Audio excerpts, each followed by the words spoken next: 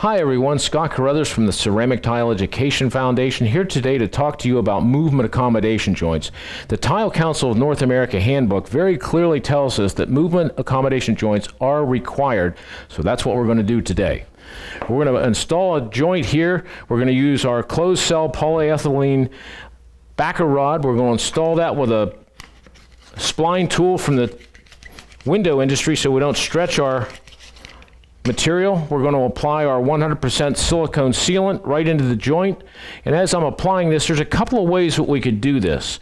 You'll see that roll of tape beside me. We could have taped the edge of the tile, which is really time consuming, and it gets kind of messy.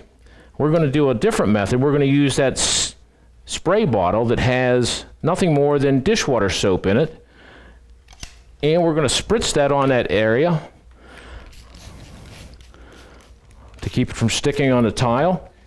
And we're going to use something as simple as a spoon. We're just going to take this plastic spoon, apply a little bit of the soap. We're going to apply that pressure to the joint.